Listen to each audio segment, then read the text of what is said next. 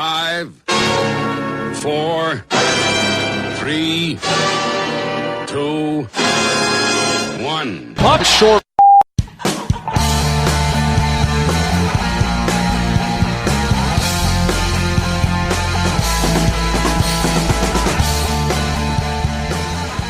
Hello everyone and welcome to a brand new episode of the One Puck Short podcast. It is Sunday the 7th of February 2016 and as always I am your host Rob McGregor.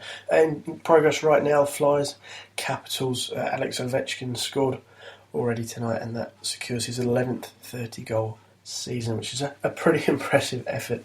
I think it's fair to say the Capitals running away with the Eastern Conference this season, looking likely to take the President's Trophy as well. They've been extremely impressive so far this season. The Penguins also on a good streak right now. It's pretty impressive the way they've turned it around. Very sluggish start. Sidney Crosby's on a tear as well at the moment, and the Penguins have moved into the top three in the Metropolitan Division, moving the Islanders outside of the playoffs now. They lost 5-1 in Detroit last night. A lot of Islanders fans particularly unimpressed with the way the team had played, and as I said, now they've dropped out of the top 8. They trail New Jersey by a point. New Jersey got the second wildcard spot, 59 points. The Islanders have 58. The Islanders do have 3 games in hand over the Devils, though. Whether they can convert that to wins, it remains to be seen. You would favour them probably to pick up at least one win out of those 3 games and move back in to the top 8. But, as I said, they've dropped down now. And meanwhile, the Capitals and Ovechkin's his 11th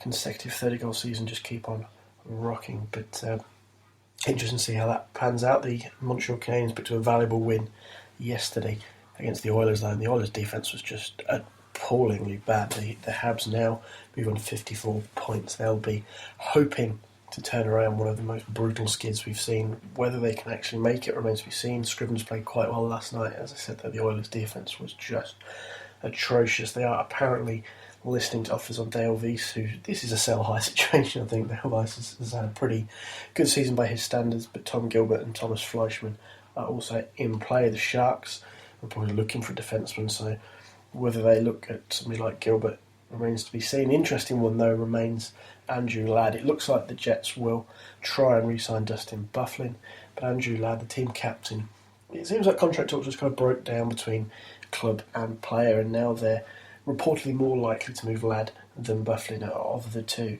And it's been interesting to see what they could get for Ladd, because he's a 2-time Cup winner. He's a hard-working guy. He's got some offensive upside. He's put together 60-point seasons before, and as I said, he has that experience and that sort of skill set where he can help a variety of teams really potentially win a Stanley Cup or go deep into the playoffs. What could they get in return for him? Well, that's the tricky part, and I do wonder whether Winnipeg starts to sound out a few teams as the deadline approaches at the end of the month. Of course, Jonathan Drouin is still dangling out there somewhere. Agent Data, who's my guest on the last episode of the podcast, mentioned that the Avs, had obviously a natural link to Drouin through Nathan McKinnon, and Patrick Roy was a big fan of the way Drouin played when he came up against Drouin and McKinnon. The Halifax Mooseheads, Roy was the coach of the Quebec Ramparts, and obviously the Mooseheads team did pretty well there with McKinnon and Drouin teaming up together. But whether they get something done, and Rantanen is somebody that they don't want to move in Colorado, so whether it's somebody like Begris or similar that they dangle in front of the Lightning could be interesting. But one point that I kind of threw out there a little bit is if probably a low cap team comes in and dangles an offer for Drouin and Matt Carle, what do Tampa think of this? Even if it's a slightly low ball offer, if it means getting rid of Matt Carle and ending that Drouin situation, does Steve Yzerman consider it? I think he might, because as I said, that the Lightning are a little bit hamstrung by Matt Carle's deal. He's got several years left at higher dollar value. I don't have it in front of me right now, I'm afraid, but it's not good, basically, in simple terms, with other re-signings and so forth. Stamkos, of course, being first and foremost. So yeah, if somebody comes in and offers something useful to the Lightning, you would have thought it would be something Eisner would want long term, but if it's somebody like Ladd and maybe something else, the Jets have got a bit of cap space. Their bottom pair isn't great. Stewart and Klitzman or whoever fills in Stewart's just been bad. Is Carl worse than Stewart? Well, there's a debate possibly to be had there, but the Jets could get something really useful in Drouin and really help them move forward. They've got a great set of prospects anyway, so that might be something to look out for. Apparently the NHL is also strongly considering St. Louis as the hosts of the 2017 Winter Classic. The Blues have had one of the stronger teams in recent years. Very interesting to see where that goes because, as I said, this is a good team. It's a market you perhaps wouldn't automatically default to for something like a Winter Classic. They have tended to be held in stronger markets. Detroit, Toronto's eyeing one up as well. Montreal, Boston. These teams are normally the ones who are involved or the hosts because they move the needle and they're the glamour teams and they have the interest from TV matchups. So interesting to see if they go to St. Louis. They obviously talked this year about TV ratings possibly being down because it was Montreal and not two American teams. But interesting there, as I said, just because St. Louis isn't the first choice you might think of when you ask where the NHL might go in 2017. But again, they've had a pretty damn good team for several years now, and they're in the mix again this season, I think. So, yeah, interesting to see how that little story pans out as well. One Puck Short is brought to you in association with Eastside Hockey Manager, an in-depth ice hockey management simulation brought to you by Sports Interactive and Sega, developers of the world-famous Football Manager series, available now for PC via Steam. Joining me now on the One Puck Short podcast, writer for the Puck Daddy blog on Yahoo Sports, please welcome to the show Mr. Josh Cooper. Hi Josh, how are you? Good, thanks for having me on. Yeah, thanks for joining me. Thanks for taking the time out. Nashville resident, how was your All-Star experience? It was good. It was nice. We had a really good time. Thought we produced a lot of really good work you could find on the Puck Daddy blog. And just overall in general, I think it was a massive success for the NHL. Just not in the way they envisioned it probably, but but it was still a major success for the league as far as visibility and people watching the game and enjoying the game. And even if one of the things that they reportedly weren't that keen on happening actually happened with being John Scott in the All-Star game and getting a standing ovation. Yeah, I mean that. I just had Adrian Dana on the podcast this week, and we kind of said that kind of turned out to be a pretty good story in the end for everybody. Really, it was a real feel good, as he put it, kind of a Hollywood moment. Yeah, they're talking about making a movie out of it too, which continues the Hollywood feel. It was funny after everything. I was talking to someone from the Kings in the elevator, and I said to him, I was like, I don't know how you guys can possibly recapture something like or have something like this happen next season for the All-Star game in LA. I mean, are you going to have like Cuba Gooding Jr. play or something like that? I mean, I have no idea how they're going to take care of it. So I think they'll do a good job, but I remember when I talked to the one of the owners of the Predators about the All-Star game a while ago at the NHL's Board of Governors, and I just said, what are you hoping for this? And he goes, I'm pretty sure that whoever follows us is just not going to be pleased because they're going to have to be following this game. We know that we're going to do a really good job with it. Yeah. I mean, that's confidence right there. I like that. I like that a lot. Oh yeah, I mean, it's something. Yeah, I mean, you mentioned Cuba Gooding Jr. Of course, Redder from Parks and Rec and things, big hockey fans, and with so many country music stars getting involved this weekend, I wouldn't put anything beyond the Kings to try and recapture that vibe because there was a real. There's a kind of different hook getting those names involved in this year's All-Star game. I think it kind of drew people in a slightly different way to maybe we've seen previously. The funniest thing about this game, I thought, was that the worst part of it actually was the music, and that's not to say the music was bad. It's just the fact that the game itself was so good. And generally, I mean, the music is not always the best part anyway, but in Nashville, you would have thought that it would be the best part, but it actually wasn't. The game was phenomenal. The gameplay was as good as you could expect for an All-Star game, and the John Scott storyline is something that can never be matched again. So overall, just everything ended up working out really well.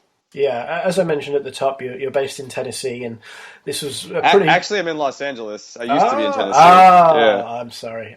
See, terrible. I'm going to fire the researcher, but I can't fire myself. So, but obviously, as you say, you used to be based in Tennessee. So, and obviously, this was a pretty key weekend really for the Predators organization, having joined the league. Was it just over a decade ago now? And Correct. Yeah. and this was significant for them, and obviously things on the ice have been getting better each year, and they had progress under Barry Trotz, and obviously again under Pete Laviolette. I think they've made strides. Where do you see the Predators at as an organization right now?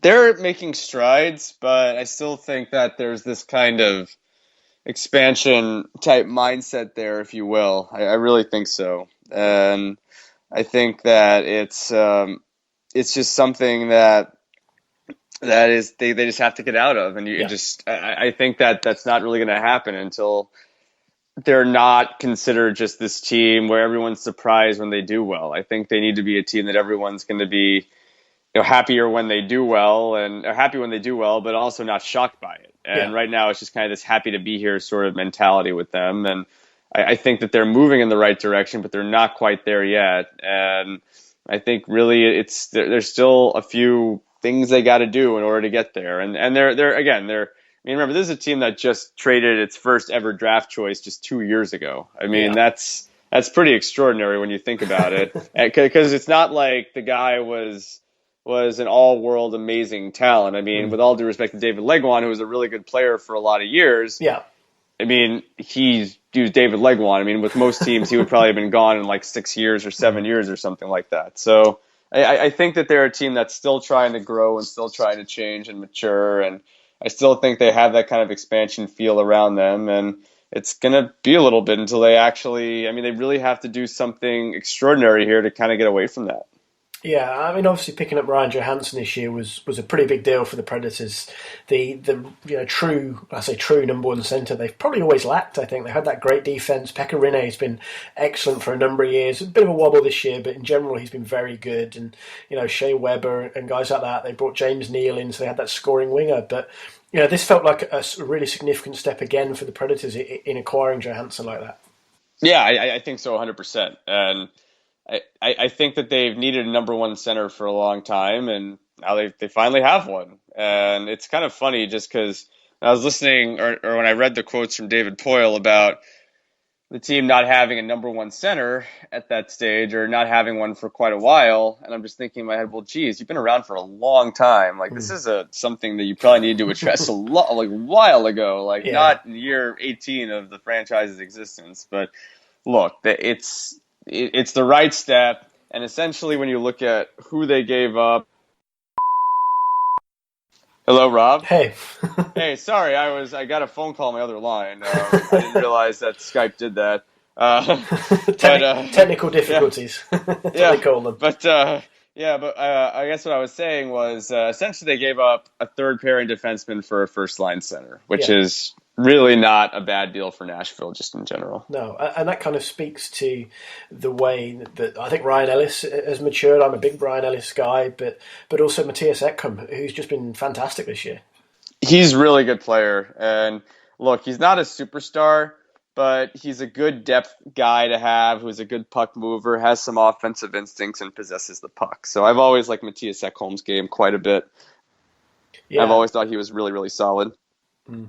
Definitely.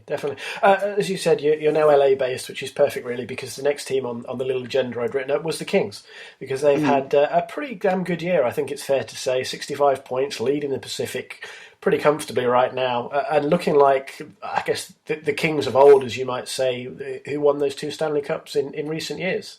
Right, and not the old Kings. And the one thing that I think of with LA is that they can be a little slow, just in the type of speed they have, and that is sort of a worry I have with them, at least a worry that they may have for themselves. But just overall, in general, I think that the Kings are really, they are a solid group. They possess the puck. They take a lot of shots, or try to take a lot of shots, and try to. Rob? Hey. Sorry, I don't know what's going on. This must be how Marek and Wish feel like all the time. Yeah. They take a lot of shots at the net, or at least try to direct a lot of shots in that direction. And I think just overall in general that really helps an awful lot. Yeah. I mean, what do you? We kind of touched on this a couple of weeks ago when Travis Yost joined me, but I'm having a hard time figuring what they do with their cap situation moving forward. I mean, they seem to be leaning pretty heavily on Le Cavalier retiring, which, although he's playing well, there's no suggestion yet that he'll renege on that kind of promise. But Lucic is a UFA, Trevor Lewis, although a depth player, is a UFA, Luke Shen's another decision, Ehrhoff. I mean, how do they kind of balance this out moving forward? Because I guess they're a team to win now, but their window still seems pretty wide open for the next few years with guys like Kopitar tied up. I think they've got to get rid of Dustin Brown. And I know that that's what everyone says, and it's easier said than done, but I think that's just what they have to do. I think that his contract has become unmanageable for them. He doesn't provide what they want for that type of money. And as much as I love him as a playoff performer, you can't pay a guy that much money just to do well in the playoffs. Yeah. I really like him an awful lot as a player. I think he's a really solid captain, but I think at the end of the day they gotta make some changes, and that's sort of where they're at. And I think that's kind of the issue there, is just trying to.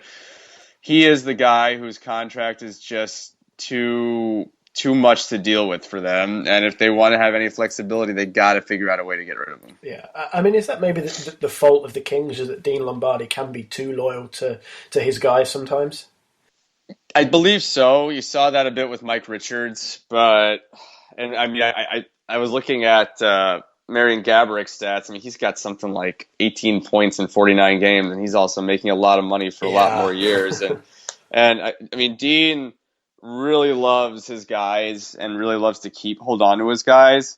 But yeah, I mean, I think that's sort of a problem, is just just the type of loyalty he has for them, and what that means for the contract situations. Because look, I mean, I forgot who it was who said this. It may have even been John Tortorella, but I'm not sure. But it's like, if you win a Stanley Cup, you walk together forever.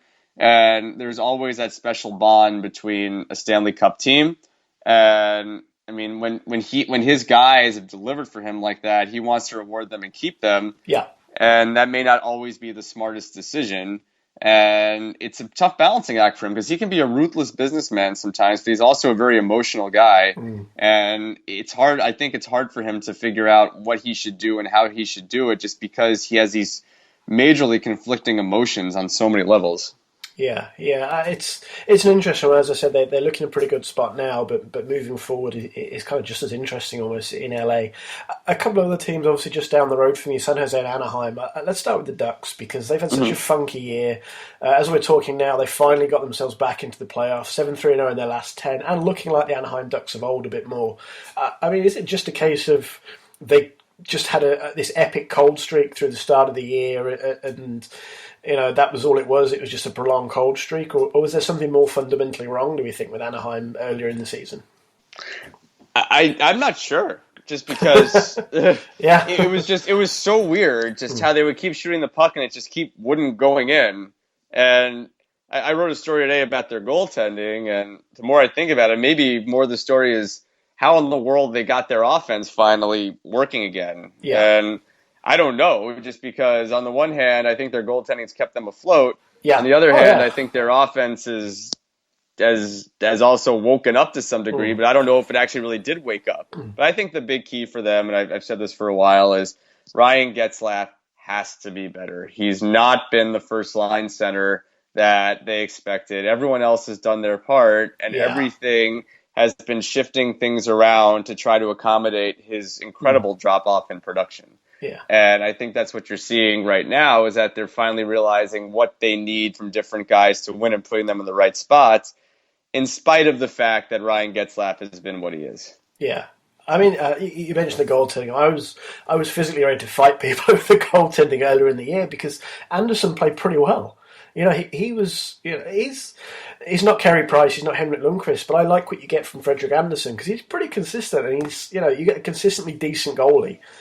And that's what he's done again this year. But I think it does break down to numbers, though, with them. And John Gibson is signed for another 3 years at a very, very reasonable number after that. Sure, and Freddie Anderson's going to be a restricted free agent, where no doubt he's going to get a lot more money than John Gibson. So I think the question I wonder with them is, who do you trade when? Because it's going to happen at some point. And I think it's definitely going to be Anderson, but I think Bob Murray is trying to figure out the right time to trade him, because I don't even think he knows when or how to trade the guy. Yeah, I mean, is that a summer trade? Possibly move the rights for Anderson, and then maybe retain Anton Khudobin for another year to back up Gibson. Probably, because could you imagine if Murray trade? I mean, it's just such a Ducks thing to happen. Is like Murray trades Anderson before the line, then Gibson gets hurt, and then you're going to the playoffs with Anton Khudobin. Yeah. I mean, it's like the most Ducks thing that. Hello. Hey, I There don't we know go. what's happening. This is because Data and I praised Skype before the last episode. Yes. That's what it is. I like Skype, but anyway, I guess what I was saying was, I guess you can cut this however you can. Is, I mean, it seems like it would be the most Ducks thing to happen to Bruce Boudreau, to all of a sudden go in the playoffs with Anton Khudobin instead of Frederick Anderson or John Gibson, because the team decided to trade Freddie, and then all of a sudden Gibson gets hurt. Yeah, and then you're back with, as you said, Khudobin and Dustin Tokarski. And, well, you know, Tokarski was a playoff hero for Montreal. But well, I was just going to finish off a little bit on the Sharks, because obviously they're still in the mix. And just generally how kind of funky the West has been, especially the Pacific this year. Because, you know, you kind of feel like the three teams that finish in the top three, and then that's going to be it. But it's just so weird, because I think a lot of people expected more out of the division this year, with Calgary doing well last year. And obviously the Oilers with this big promised land. I know McDavid going down kind of derailed that. But it's just been so funky, and I just wanted your thoughts on the way the West had shaken out this year, really. I still like the Sharks. I still like the Kings, and I still like the Ducks. Like, I think that there are some really, really good players, and I think there's some good teams out there. And to me, that's a huge thing. And I know that everyone's talked about how bad the West is. They got some really big, brawny guys. They grind on you. They're tough to beat. And I personally really think that that the Kings are one of the teams to beat in the West. I mean, granted, you can't really choose anyone outside of Chicago until someone beats them. But I really like the Kings. I think they're a phenomenal hockey team. They run really well, and they play the game very solidly as far as playoff-type competition goes. Yeah. I mean, just quickly, what do you make of the Stars? Do you think they've got a chance, or have they got too many holes still? You got that offense, you always got a shot. They got some really, really good hockey players, and I love Jamie Benn. I think he's a phenomenal player. Yeah, cool. Thanks for taking the time to join me today, Josh. I'll let you get back to your day, because I know you're busy. All right, thank you. Thanks, buddy. Take care. All right, bye. Bye. One Puck short.